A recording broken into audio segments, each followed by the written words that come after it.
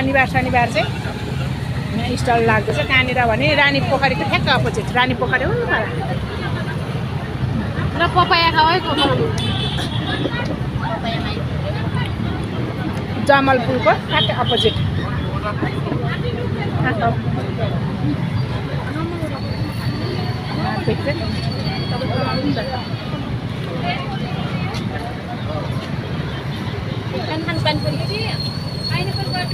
Starting पुरुषबाट panipuri ग्वाम 500 रुपियाँ झ्वाम।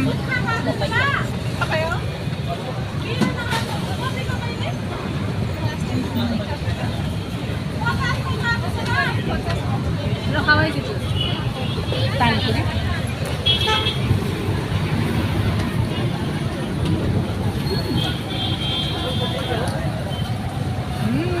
दामी रहेछ। पानीपुरी कस्तो मिठो रहेछ।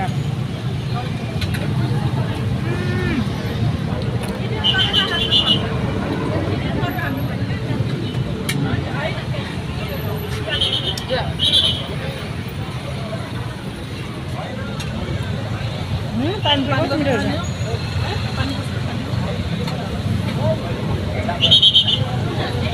यो यसको झोल रहेछ क्या मिठो। इमलीको झोल यस्तो मिठो हो कि त अस्ति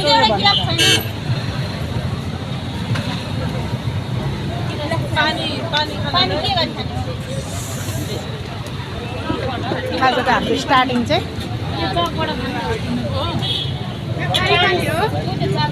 जारको पानी हो त्यो खाने पानी जस्तो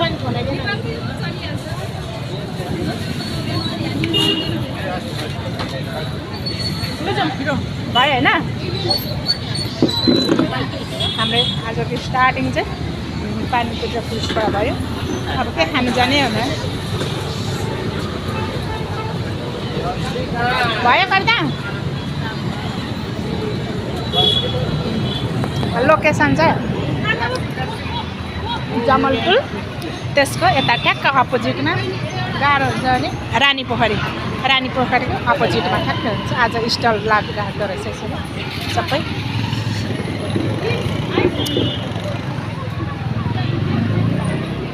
म चाहिँ फेरि यतैबाट घुमेँ, यही बाटोबाटै घुमेँ म चाहिँ। कता म त बाहिर निस्क्यो भयो होइन।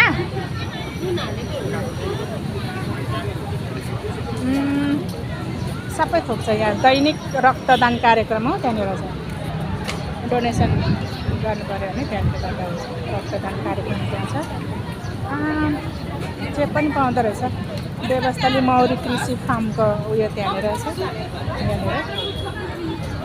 यहाँनिर अर्ग्यानिक मह जस्तै छ। देवस्थली मौरी कृषि फार्म। आंटी आसन जो कहाँ हो? ये आसन ये यतैबाट जानु।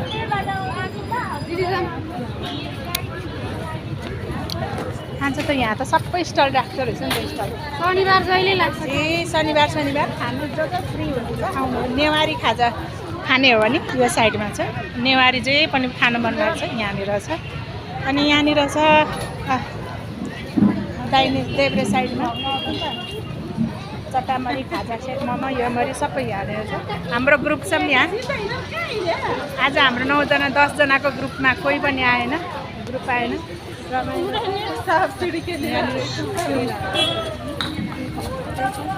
बच्चाहरूलाई खेलाउने यहाँनिर के छ।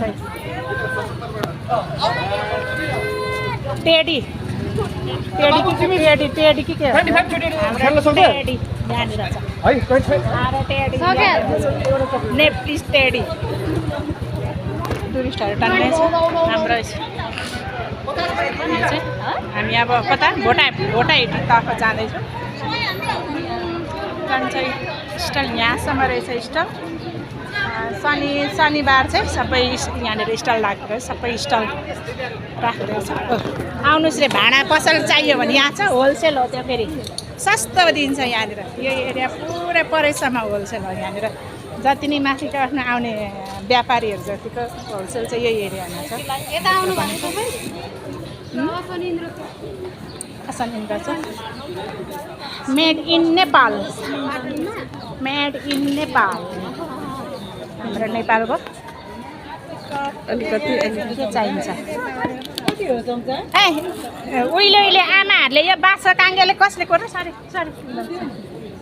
कसले गरिदियो यस्तोले मेड इन नेपाल त होइन क्या सबै जे भनिन्छ मनपर्छ भने किन्ने भन्छ काठको सबै काठकोहरू यहाँनिर सबै काठको कस्तो राम्रो हुन्छ टाङ रिस उठायो भने टाङ टाङ हान्नु काम लाग्छ है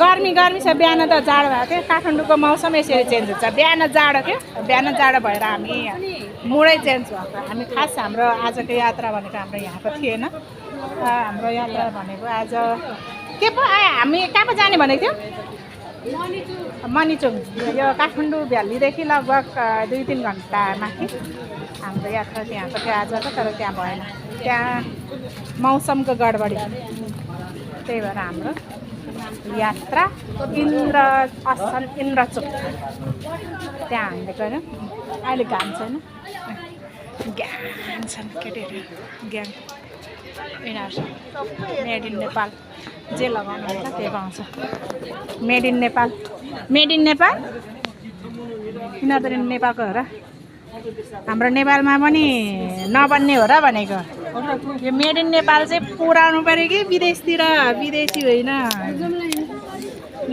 विदेशी भित्राउने होइन मेड इन नेपाल चाहिँ पुऱ्याउने हो कि विदेशतिर यसरी नेपालमा भित्राउने होइन नेपालदेखि चाहिँ बाहिर पुऱ्याउनु पऱ्यो के